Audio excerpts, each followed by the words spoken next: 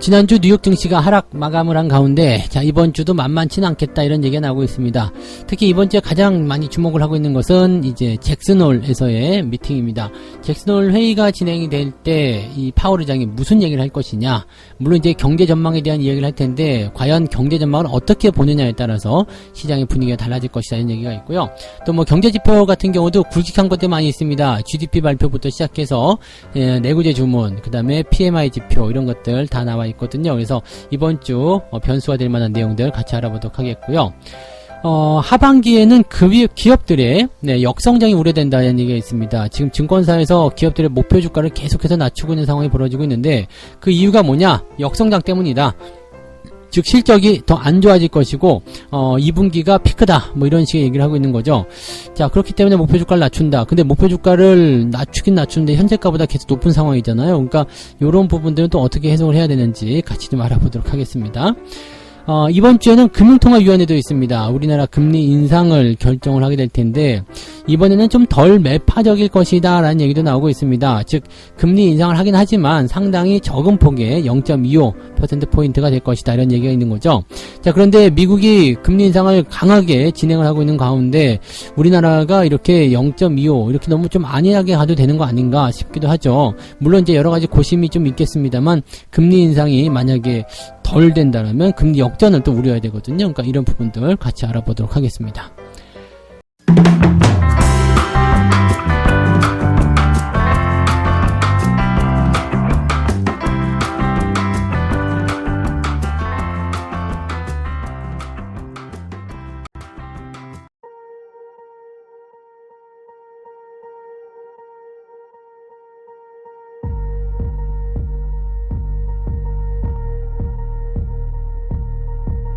네, 반갑습니다. 자, 오늘은 8월 22일 월요일입니다.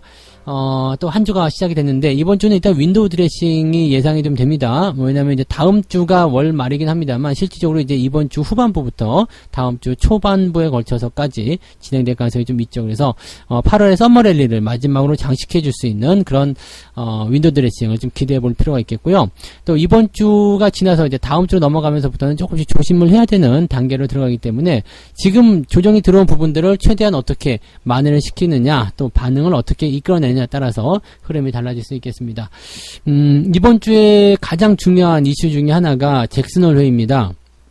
미국에서 이제 그 잭슨홀 회의가 열리는데 지금 이 잭슨홀에서 이제 국제 경제 심포지엄이라는 이 부분이 열립니다. 근데 이 잭슨홀 회의에서 파월 의장이 경제 전망을 주제로 연설을 하게 됩니다.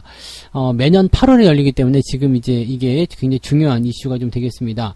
여기에서 이제 경제 전망을 어떻게 하느냐라는 부분이 좀 되는 거죠. 경제 전망을 어떤 식으로 보고 있느냐에 따라서 이제 시장의 방향이 결정될 수 있다. 지금 보면 이제 그 긴축에 대한 방향을 만약에 강력한 물가 통제 의지를 계속적으로 보여야 되겠다 그러면은 이 긴축에 대한 강도가 더 세질 수 있는 상황이 됩니다. 그러다 보니까 아무래도 이제 반등세가 조금 줄어춤될 수 있는, 지금 미국 증시 같은 경우도 지금 반등하다가 살짝 들어가는 모습이잖아요. 그러니까 이런 모습들이 계속 이어져서 진짜 조정으로 들어갈 수도 있다. 자, 조정이 약간 나오니까 약간 뭐 증시 전문가들이라든지 아니면 여러 군데에서 이제 뭐 아직 조정은 끝나지 않았다, 아직도 바닥이 아니다, 이제 시작이다, 다시 떨어진다, 뭐 이런 식의 얘기들도 계속 나오더라고요. 네, 이런 얘기 나오고 있다 그러면은 그래도 나쁘진 않을 것 같아요. 뭐 일단 시장에 워낙 좋은 얘기들이 많이 나오고 끝났다, 이제 뭐 매수해라 이런 얘기들이 나와야지만이 시장이 좀 조춤한다는 것을 생각해 본다면, 오히려 이렇게 걱정스러운 얘기들이 나오고 있다는 것은 시장이 아직까지는 그래도 조정 국면으로 바로 들어가지 않을 것 같다 생각 들고요. 지금 이제 파월 의장은 어떤 식의 이야기를 해도 좀 안 좋을 것 같아요. 왜냐면 물가 통제 의지를 강력하게 드러낸다라고 한다라면 좀 부담스러운 얘기가 당연히 있을 수 있겠고요. 미국 경제에 대해서 그렇다고 해서 뭐 긍정적인 얘기를 하게 됐을 경우에는 긴축을 또 이어가겠다는 신호로 받아들일 수 있다는 얘기죠. 가장 좋은 건 미국 경기가 긍정적으로 흘러가고 있지만 물가 통제에 대한 의지는 따로 세우지 않겠다인데, 이거는 사실 어려워요. 왜냐면 미국이 그동안 경기 부양을 위해서 풀어놓은 돈들을 걷어들이는 작업들을 하고 있는 거기 때문에 경기가 좋으면 금리를 올려야 되거든요. 근데 물가 때문에 만약에 통제를 해야 되겠다 그러면 이제 금리를 조금 낮춰야 되는 상황이 되는데, 이렇게 돼야 되는 부분들이 과연 될 것인가 라는 부분이 되겠죠. 그래서 지금 이게 26일 날 발표가 되는 거라 우리나라는 이번 주에 영향을 받지 않습니다. 다만 이것을 앞두고서 계속 그냥 말들이 많겠죠. 이렇게 얘기할 것이다, 저렇게 할 것이다. 그러면서 투자자들이 넣었다 뺐다 하는 모습도 계속 보여줄 텐데 그냥 냅두세요. 네, 이런 부분들은 일단은 뚜껑 열어보고 나서 생각을 해야 되는 거라서 뭐 특별하게 부담될 건 아니라고 생각하면 되겠습니다. 주 후반에 있는 거라서 일단 이런 이벤트가 있구나. 그래서 이원을 먼저 시장에서 받아들여가지고 꿍짝꿍짝 할 수 있겠구나 정도까지만 생각하시면 되겠습니다. 뭐 그 외에는 지금 보면은 이제 미국 증시에 좀 약간 특징적인 사실이 좀 하나 있어요. 밈 주식이라고 하죠. 밈 주식. 밈 주식은 이제 투자자들이 입소문에 의해서 네, 주가가 등락을 거듭하고 있다. 옛날에 게임스톱 같은 경우는 이제 그런 쪽이었죠. 그래서 이런 밈 주식의 어떤 움직임들이 너무 크게 나타나고 있는 거 아니냐라는 얘기가 좀 일어나고 있습니다. 그래서 이쪽으로 보게 되면은 이제 막 자금이 쏠려 들어가는 거예요. 야, 이거 간대 막 하면서 막 그냥 근거가 없는 거죠. 근데 막 쏠려 들어가요. 약간의 테마성 재료라고 좀 보시면 될 수도 있겠습니다만 특별하게 재료가 없어도 그냥 막 밀어버리는 상황이 좀 일어날 수도 있어서 여기에 이제 약간 주의가 많이 필요하다라는 얘기가 좀 나타나고 있습니다. 이런 변동성이 큰 상황이 나타나는 것은 주가가 고점을 찍은 거 아니겠느냐라는 식으로 우려를 표하는 사람들도 있다라고 합니다. 일단 그런 변동성이 좀 일어나고 있고요. 또 그다음에 이번 주에 물가지표 발표되는 것들이 있어요. 네. 지금 개인 소비 지출, 예, 개인 소비 지출이 발표가 되고요. 그 다음에 2분기 성장성, 이제 GDP가 발표가 되는 거죠. 그래서 이런 부분들 나와 있고요. 개인 지출, 개인 소득, 뭐 이런 것들이 다 나오는데, 개인 지출 같은 경우는 뭐 그냥 그래 뭐 이 정도인 것 같아요. 살짝 줄어드는 느낌이네요. 그러니까 지난번보다도 네, 이번에 그 지출이 조금 줄어드는 모습. 지난번에는 1.1 정도였던 것 같은데요. 지금 0.5 정도로 예상이 되고 있죠. 네. 그 다음에 개인 소득 같은 경우는 그냥 그대로입니다. 근데 그러니까 개인 소득은 그냥 그대로 유지가 되고 있는데 개인 지출이 조금 줄어들었다는 것은 약간 시장에 대한 경계성, 즉 사람들이 위기 관리를 좀 하고 있다는 쪽으로 해석할 수 있는 거고요. 자, GDP 같은 경우는 뭐 나쁘지 않은 것 같아요. 네, 나쁘지 않은 것 같고, 마이너스 성장을 할 것이다라고 되어 있습니다. 네, 지금 일단 2분기, 그 GDP 네, 증가율에 대한 부분들은 마이너스 0.9였는데 이번에는 마이너스 0.8 정도 예상되고 있다고 하니까 뭐 그 정도로 보시면 될 것 같아요. 뭐 특별한 건 아닌 것 같아요. 네, 특이하게 변한 건 아닌 것 같은데 그래도 약간 이제 이런 것들은 어떻게 나올는지 좀 지켜봐야 되겠죠. 자, 실업시장 청구 건수도 크게 변한 거 없겠고요. 그 다음에 내구재 주문은 조금 줄었어요. 내구재 주문 조금 줄어서 경기 상승에 대한 부분들이 약간 부담이 될 수 있어요. 자, 이런 부분들이 수요일 날 나타나고요. 그 다음에 화요일 같은 경우도 PMI 지표 발표가 되는데 요거는 많이 좋아졌습니다. 네. 비제조업, 또 제조업 구매관리자 지표가 발표가 되는데 서비스 같은 경우도 늘었고요. 그냥 제조업 같은 경우도 많이 늘었습니다. 그러니까 이런 쪽 같은 경우는 제조업이라든지 이런 서비스 쪽에서 구매관리자가 늘어났다는 것은 그만큼 장사가 잘 되고 있다는 얘기입니다. 그래서 그런 부분들을 보면 또 경기가 괜찮을 것도 같죠. 막 산재에 있네요. 나쁜 소식, 우려되는 소식, 또 좋은 소식 막 섞여 있는 상황이라서 그냥 혼란스러운 장세. 뭐 특별하게 네, 올라가야 될 이유도 없고 내려가야 될 이유도 없는 그런 상황. 약간 조정받기 딱 좋은 시점이고요. 이런 부분들이 만들어졌을 때는 주가가 탄력을 조금 잃어버리면서 옆으로 좀 서주거나 아니면은 필요한 조정이 한번 나타나는 상황을 갈 수 있겠죠. 오히려 괜찮은 내용일 것 같습니다. 뭐 특별한 내용이 없는 상태에서 주 후반에 일어날 수 있는 파월 의장의 입에 주목이 되는 상황이기 때문에 이런 상황들은 우리에게는 나쁠 것은 별로 없을 것 같아요. 자, 국내 증시 같은 경우도 약간 이제 이런 조정에 대한 가능성을 열어보고 있습니다. 저도 이제 뭐 조정은 꼭 필요하다라는 말씀 좀 드려왔었지만은 그 조정에 대한 분위기들이 이제 단기적으로 좀 나타날 수 있다는 얘기죠. 지금 올라갈 만한 어떤 건덕지, 기대치가 많이 낮아지는 상태이기 때문에 주가가 이제 횡보라든지 아니면은 살짝 조정하는 모습이 나타나도 괜찮지 않을까 생각합니다. 일단 지지라인 때는 가까이에 있기 때문에 밀려도 크게 밀리지 않을 거고요. 대신에 반등을 하게 됐을 경우에는 분위기가 또 이제 어느 정도 회복의 단계로 또 들어가겠죠. 다만 현재 수준 2500포인트를 전후로 하는 시점에서 박스를 약간 그려주게 된다라면 훨씬 더 보기 좋은 모습의 지지선을 형성할 수 있을 것 같다는 생각이 좀 듭니다. 2500포인트가 깨졌다 안 깨졌다 이건 사실 중요하지 않습니다. 뭐 지수가 좀 깨질 수도 있고 안 깨질 수도 있는 거죠. 근데 중요한 거는 그 동안에 계속적으로 뭔가 움직임이 나타나고 있다는 얘기죠. 외국인 매수가 꾸준하게 들어오고 있다는 부분들, 또 많이 사고 조금 사는 형태, 또 대형주 쪽으로 집중되어 있다는 상태, 이런 것들은 전부 다 주가가 상승할 수 있는 배경을 만들어주고 있는 상황이라서 현재로서는 네, 시장에 대한 분위기가 나빠지진 않았습니다. 네, 그렇기 때문에 여기에 대한 부담감은 별로 없는 것 같고요. 환율 같은 부분들이 조금 아쉬워요. 지금 1328원이요. 1328원까지 올라가면서 새로운 신고가를 만들어냈는데, 이렇게 되면은 외국인들이 원래는 10개 사려고 하다가 8개, 7개밖에 안 사는 상황이 벌어질 수밖에 없겠죠. 그래서 이 환율에 대한 부분들은 이제 또 논란이 될 수 있는 상황이 좀 되겠습니다. 지금, 외환당국에서는 뭐 괜찮다, 뭐 나쁘지 않아, 일단은 뭐 지금 보유하고 있는 그 달러의 어떤 그 보유율이 나쁘지 않다, 괜찮다라는 얘기죠. 뭐 조금 줄어들긴 했다고 합니다. 6% 정도 줄어들었다고 하는데 특별히 걱정될 것 없다. 그리고 뭐 IMF 때는 뭐 얼마 안 됐어요. 진짜로 뭐 얼마 안 되는 모습이었는데 지금은 상당히 많은 상황이니까 뭐 거기에 비교할 건 안 되겠다. 또 그 리먼 사태 때 대비해서도 거의 2배 가까운 그런 보유고를 가지고 있다. 물론 그때 대비해서 상당히 이제 뭐 이제 경제적인 어떤 규모나 성장성이 좀 있었던 것은 사실입니다만 그래도 이 정도면 좀 안심하지 있지 않을까 생각됩니다.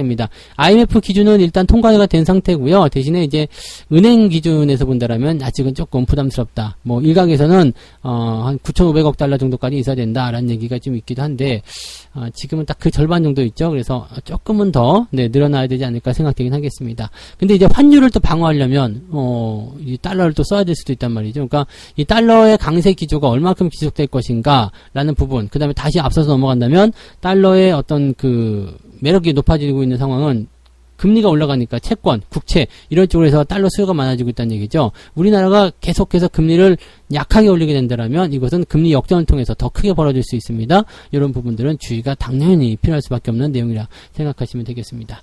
자, 일단은 뭐 시장 자체에 대한 분위기는 그렇게 나쁘진 않습니다만 그렇다고 아주 좋지도 않기 때문에 거기에 대한 부분들 참고를 하고 계시면 좋겠습니다. 자, 두 번째 이야기 넘어가도록 할게요. 하반기 역성장이 우려된다. 상장사의 약 72% 정도가 목표 가격을 낮췄다라는 얘기입니다. 평균 목표 가격이 하향 조정되었다. 2분기 기업 실적 시즌 동안에 나타났는데 지금 목표 주가를 제시한 상장사 282곳 중에서 목표 가격이 낮아진 것은 203곳으로 늘어났다. 전체 72% 정도가 되는 모습이다라고 되어 있습니다. 또 목표 주가가 상향 조정된 것은 68곳, 24% 정도 되어 있다고 합니다. 그러니까 실질적으로 이제 올라간 쪽보다 내려가는 쪽에 베팅이 더 많이 되어 있다는 얘기죠. 자, 목표 주가가 가장 많이 하향된 곳은 전지박, 그 다음에 올레드 소재 등을 개발하는 솔루스 첨단 소재. 이게 이제 평균 목표 주가가 97,000원이었는데 6만원까지 많이 낮아졌네요. 37% 정도 하락했다라고 되어 있습니다. 실적이 나빠질 수 있다, 뭐 등등등 여러 가지 부분들이죠. 뭐 이것뿐만 아니겠죠. 이제 목표 주가를 대부분 다 낮추고 있어요. 이제 3분기에는 이제 뭐 실적도 이렇고 뭐 또 저렇고 그러면서 이제 목표 주가가 많이 낮아질 것이다라는 얘기들을 많이 하고 있죠. 왜 이렇게 목표 주가 낮추고 있는 것인가라는 부분들인데, 자, 업종별로 보면은 이제 증시 부진 탓에 증권 업종 목표가 하향 조정이 컸다. 그다음에 수요가 둔화될 것이다라는 이야기 때문에 디스플레이 부품주들이 또 내려갔고, 휴대전화 관련 장비 마이너스 10% 정도, 그다음에 반도체 장비 마이너스 7% 정도, 이렇게 업종에 대한 눈높이가 낮아졌다라고 되어 있습니다. 대체적으로 보게 되면 이제 경기가 좀 둔화될 것이다, 수요가 나빠질 것이다라는 그런 우려감 때문이라고 보시면 되는 거죠. 그래서 실적이 낮아지기 때문에 실질적으로 기업들의 실적이 떨어질 것이다라는 얘기가 되어 있는 거고요. 자, 목표 주가 상향 조정된 거는 지금 보면은 덴티움, 그다음에 하나 솔루션 이런 기업들이 또 목표 주가 올라갔고요. HSD 엔진이라든지 그다음에 셀트리온 헬스케어, 셀트리온 하나 에어로스페이스 이런 기업들도 목표 주가가 올라가 있습니다. 좋은 실적을 냈다라는 부분들이 당연히 이제 2분기에 실적 상승을 이끌었다면, 자, 2분기에 좋은 실적을 냈기 때문에 3분기부터는 좀 별로지 않겠냐, 하반기에는 별로지 않겠냐라는 식의 이야기가 나온다고 합니다. 수익성 악화, 그 다음에 수요의 둔화 이런 것들로 인해서 안 좋을 것이고, 또 물가 상승 및 금리 인상으로 인해서 비용 증가가 일어날 것이다, 또 수요 둔화가 일어날 것이다. 그래서 하반기에는 실적이 안 좋을 것이다 라고 얘기들 하고 있는 거죠. 자, 이거는 일단은 여러분들 핑계라고 보시면 됩니다. 자, 2분기보다 3분기가 안 좋았던 점은 그러다 많지 않고요. 보통 이제 뭐 수익성 악화라든지 뭐 등등등 여러 가지 얘기가 있겠습니다만, 전통적으로 볼 때는 2분기보다는 3분기 또는 하반기로 갈수록 소비가 더 많이 늘어난다는 것을 알으시면 될 것 같습니다. 그런데 왜 이렇게 얘기했었을까? 자, 목표 주가를 낮추고 싶은 거죠. 네. 증권사들이 목표 주가를 낮추고 싶은 거예요. 근데 거기에 대하고 이야기를 해볼 필요가 뭐 있을 건데 뭔가 꺼낼 수가 없는 거죠. 자, 목표 주가 낮춥니다. 근데 뭐 때문에? 야, 니네 좋다고 그랬잖아. 근데 왜 이게 나빠지는가? 근데 딱 보게 되면 어때요? 목표 주가랑 지금 괴리율이 굉장히 크죠. 6월 달에 주가 많이 떨어지고 나서 아직까지 회복이 안 된 기업들은 목표 주가의 괴리율이 굉장히 크단 말이야. 계속 들고 있으면 이것도 애매한 거죠. 그래서 목표 주가를 어느 정도까지 낮춰주고 싶은데 자, 거기에 대해 마땅한 이유가 없는 거야. 그러다 보니까 실적이 조금 애매할 수도 있겠어요 라는 얘기들, 부담이 좀 될 것 같아요 라는 얘기들을 하고 있는 거죠. 그러다 보니까 역성장이 나온다는 얘기인데 이거는 다 케바케입니다. 케이스 바이 케이스. 자, 종목별로 다 다르다는 얘기예요. 그래서 실적이 나쁜 기업들 같은 경우는 당연히 뭐 목표 주가나 이런 거 떨어질 수 있겠습니다만 대부분의 기업들은 그러지 않을 거라 생각하시면 될 것 같고요. 자, 이렇게 목표 주가를 또 낮춰주면 효과가 한 가지 있습니다. 나중에 실적이 좋게 발표됐을 때 이거 봐라. 예상 어닝 서프라이즈다. 주가를 더 올릴 수 있는 요소가 됩니다. 지금이야 주가를 저런 악재를 통해서 좀 떨어뜨릴 수 있겠습니다만 나중에 좋은 식으로 이야기가 유입이 되기 시작하면 주가 뻥 튈 때 이거 봐라.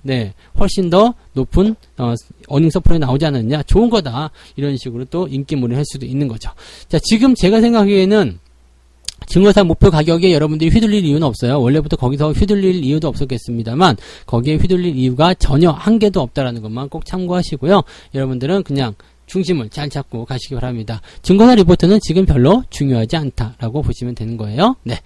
자, 세 번째 이야기 갑니다. KB증권에서는 뭐라고 얘기했느냐? 금통위가 덜 매파적일 것이다. 자, 이번 주에 금융통화위원회 있습니다. 25일날 진행이 되는데 일단은 금리 인상을 할 것이다 라는 것이 지배적이죠. 그리고 시장 예상치에 부합할 것이다.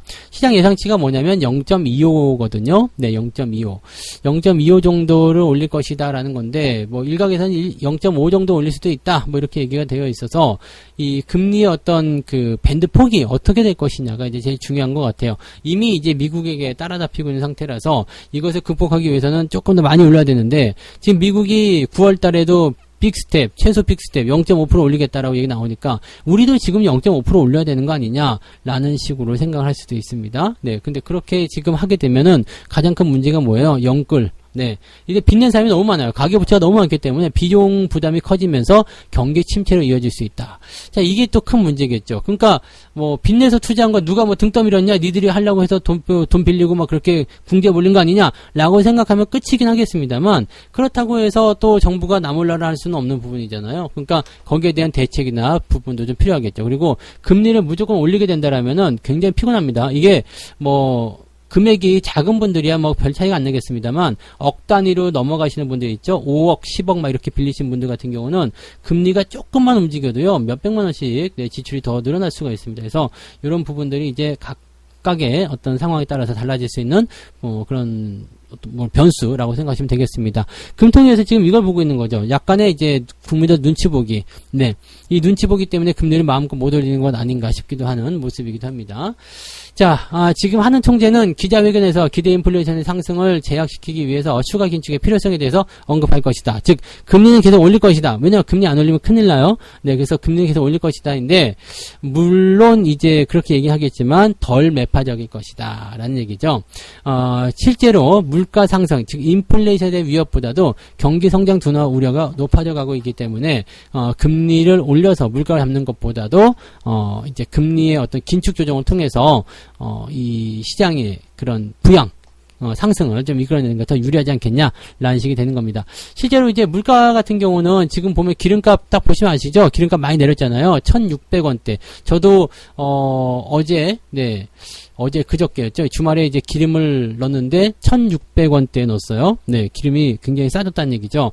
더 내려갈 수 있다는 얘기가 있습니다. 더 내려갈 수 있다는 얘기가 있고 이제 이란의 핵 합의에 대한 기대감이 있기 때문에 앞으로 이란의 원유가 풀리게 되면 수요는 줄어 있는데 공급이 늘어나니까 기름값이 쿡 떨어질 것이다. 이런 얘기가 있죠.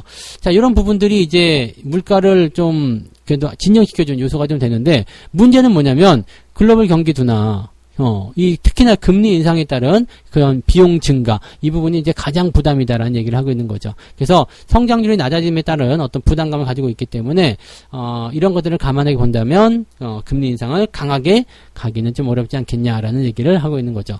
근데 금리를 강하게 가지 않으면 이게 문제가 돼요. 미국이 지금 금리를 역전해버린단 말이에요. 그리고 격차를 벌리기 시작해버리면 2018년도 같은 상황이 벌어질 수가 있습니다. 자금이 다 그걸로 빨려 들어가요. 지금도 보면은 달러 쪽으로 막 들어가다 보니까 달러 수요가 증가해서 환율이 막 높아지는 상황이 벌어질 수도 있는 상황인데, 이렇게 진행이 된다라면 요래저래 부담이 될 수밖에 없는 상황이죠. 자, 지금이야말로 금통위가 얼마나 내가 능력이 있는지, 네, 이쪽을 좀 알려줘야 되는 내용이 아닐까 생각합니다. 그래서 한국은행에서 어느 정도의 그런, 이런 정치력을 좀 발휘할 것인지, 그런 것들이 이제 가장 중요한 부분이 되겠습니다. 이거는 뭐 특별하게 중요한 내용은 아니겠습니다만, 우리나라 금리 인상이 일단 0.5냐, 0.25냐, 이걸 가지고 이번 주에 싸우게 된다라고 판단하시면 되고요. 25일날 발표가 된다는 것만 아시면 되겠습니다. 자, 이렇게 해서 오늘 세 가지 이야기 전달해 드렸는데요. 이번 주 잭슨홀에서의 파월 발언은 주 후반이라서 우리한테 크게 영향을 주지 않겠지만, 이 발언을 두고서 계속 이야기하게 될 거라 보시면 되겠습니다. 즉, 올라갈 수 있는 확정된 내용이나 내려갈 수 있는 확정된 내용이 없는 상태이기 때문에 횡보 흐름으로 들락날락하게 될 것이다. 우리나라도 역시 마찬가지 그렇게 될 것이다. 즉, 이럴 때는 많이 오른 주식이 또 떨어지는 모습이 나타날 수도 있고요. 갑자기 어떤 종목이 상승세를 보이게 될 수도 있습니다. 즉, 종목 간 변동성이 매우 커질 수 있다는 것을 참고하시면 되겠고요. 자, 두 번째, 하반기에 기업들 역성장 우려감이 있다. 그래서 목표 주가를 낮추고 있는데, 목표 주가를 낮출 수밖에 없는 이유는 뭐냐면 너무 괴리율이 벌어졌기 때문이다. 그래서 그 목표 주가를 낮추기 위한 명분으로 이제 실적을 걸고 넘어가는 것이다. 2분기보다 3분기가 안 좋다. 이런 근거는 별로 없어요. 네, 더 좋으면 좋았지 나쁘지는 않을 것 같은 생각이 좀 드는데, 아무튼 2분기에 워낙 저걸 많이 했기 때문에 3분기 실적은 더 줄어들 것이다. 그래서 지금이 부담스러운 자리다, 역성장이다, 그 목표 주가 내려야 되겠다, 이런 식으로 증권사에서 짜고 치는 거 아니냐라는 생각을 좀 해볼 수 있겠습니다. 제가 보기에는 3분기 때 이 하반기 실적이 상반기보다 줄어들었던 것은 많지가 않았던 것 같아요. 그래서 그런 부분 참고하시고요.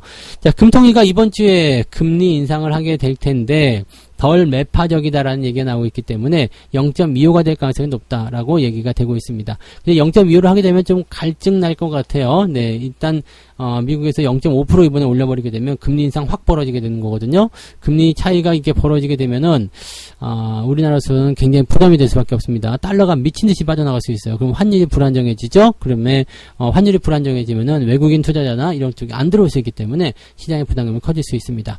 자, 어쨌건 경기 둔화에 대한 우려감 때문에 금리의 상승 속도를 좀 낮춘다. 이것도 좋은 소식이긴 합니다만, 지금 현재 상황에서는 금리를 오히려 더 공격적으로 올려줘야 되는 거 아닌가라는 생각도 해볼 수 있겠습니다. 자, 책 한 꼭지 읽어 마무리하도록 하겠습니다. 이게 하워드 막스라는 사람이 한 이야기인데요. 내 생각에는 가치에 비해서 저가로 사는 것, 이 방법이 가장 믿을 수 있는 수익 창출의 수단이다. 내재 가치보다 저가로 매입하는 것과 자산 가격이 가치를 지향하도록 하는 것은 뜻밖의 행운을 필요로 하지도 않는다. 단지 시장 참가자가 현실을 직시하는 것이 필요할 뿐이다. 시장이 제대로 기능할 때 그 가치는 가격 형성에 큰 영향력을 행사하게 될 것이다. 자, 꼭 여러분들 기억하셔야 되는 구절입니다. 제가 자주 해드렸다는 얘기 중에 하나죠. 네, 싸게 사면 되는 거예요. 싸게 사서 비싸게 언제 팔아야 돼요? 그런 거 걱정할 필요 없어. 싸게 사놨다라면 그 언제 팔아도 비싼 가격이 된다는 것을 꼭 여러분들이 명심하고 가시면 좋겠습니다. 자, 오늘은 무료방송이 있습니다. 9시부에 무료방송이 있으니까 바로 오셔서 무료방송 시청해 주시면 되겠고요. 자, 오늘도 여러분들 화이팅! 잘 출발하시기 바랍니다. 오늘은 미국장 영향으로 살짝 주춤하고 또는 좀 떨어져서 시작할 수 있다는 것만 참고하시면 되겠습니다. 자, 저는 무료방송에서 뵙겠습니다. 고맙습니다.